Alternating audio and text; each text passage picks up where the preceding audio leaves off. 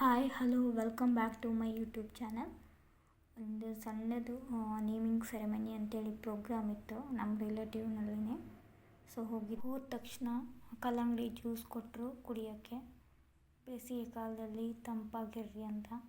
Next ಈಗೇನು ನೋಡ್ತಿದ್ದೀರಲ್ಲ, ಇದು naming ಸೆರೆಮನಿಯ decoration ಮಾಡಿದರು ಈ ಥರ.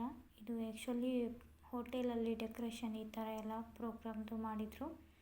ಸೊ ತುಂಬ ಚೆನ್ನಾಗಿ ಮಾಡಿದರು, ನಾವು ಯಾವ ಥರ ಹೇಳಿದ್ವು ಸೊ ಅದೇ ಥರನೇ ಮಾಡಿದರು. ಇದೆಲ್ಲ ಸೆಟಪ್ಪು ಓಕೆ, ಜನ ಸಿಸ್ಟಮ್ ಇತ್ತು ಒಂದು ರೀತಿ ಹೇಳಬೇಕು ಅಂದರೆ ಚೆನ್ನಾಗಿತ್ತು. ಅದಾದ ನಂತರ ನೇಮಿಂಗ್ ಸೆರೆಮನಿ ಸ್ಟಾರ್ಟ್ ಆಯಿತು. ನೋಡ್ತಿದ್ದೀರಲ್ಲ ಈಗ ಪಾಪುನ ಅಂದರೆ ಈಗೇನು ಇದೇ ಪಾಪು ಆಗ್ತಿದ್ದೀವಲ್ಲ, ಇವಳ ಹೆಸರು ಧೃತಿ. ನೇಮಿಂಗ್ ಸೆರೆಮನಿಯಲ್ಲಿ ಅವಳಿಗೆ ಇಟ್ಟಿರ್ತಕ್ಕಂಥ ಹೆಸರು ಧೃತಿ ಅಂಥೇಳಿ. ಈ ಥರ ಕಲ್ಚರ್ ಎಷ್ಟು ಚೆನ್ನಾಗಿದೆ ಅಲ್ಲ ನಮ್ಮ ಕಲ್ಚರ್ಸ್. ನೋಡಿ, ಈಗ ಒಬ್ಬರು ಅಕ್ಕ ಅವರು ನೇಮ್ ಇಡ್ತಾರೆ. ಇದೆಲ್ಲ ಆದಮೇಲೆ ಕೆಲವೊಂದಿಷ್ಟು ಶಾಸ್ತ್ರ ಪದ್ಧತಿಗಳಾದಮೇಲೆ ಪಾಪುಗೆ ನೇಮ್ ಇಡ್ತಾರೆ. ಆವಾಗ ಎಲ್ಲರೂ ಸೇರಿ ಅವ್ರನ್ನ ಹೊಡಿತಾರೆ. ಏನೋ ಒಂಥರ ಆ್ಯಕ್ಚುಲಿ ಸೋದರತ್ತೆ ಇಲ್ಲ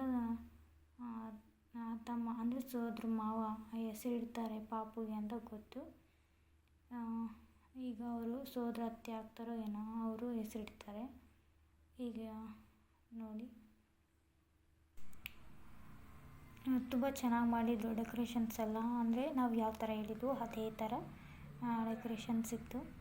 ನೋಡಿದ್ರಲ್ಲ, ತುಂಬಾ ಚೆನ್ನಾಗಿ ಬಂತು. ಕೆಲವೊಂದಿಷ್ಟು ಫೋಟೋಶೂಟ್ಸು, ಆಮೇಲೆ ಕೆಲವೊಂದಿಷ್ಟು ವೀಡಿಯೋಸು ಅದೆಲ್ಲ ಮಾಡಿಕೊಂಡ್ರು, ಚೆನ್ನಾಗೇ ಇತ್ತು.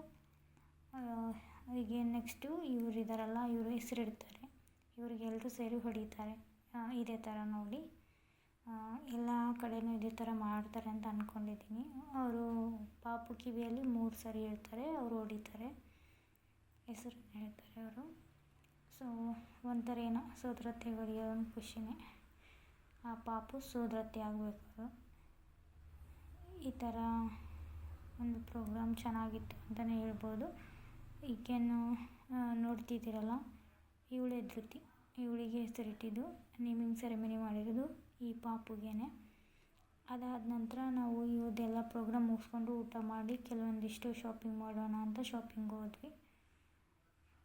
ಶಾಪಿಂಗ್ ನಮಗೇನು ಬೇಕು ಅದನ್ನೆಲ್ಲ ಪರ್ಚೇಸ್ ಮಾಡಿಕೊಂಡು, ಇದೇ ನೋಡ್ತಿದ್ರಲ್ಲ ಬಜಾರ್ದು. ಸೊ ಇದೆಲ್ಲ ತೊಗೊಂಡು ಮುಗಿಸ್ಕೊಂಡು ಸೀದಾ ಊರಿಗೆ ಹೋದ್ವಿ.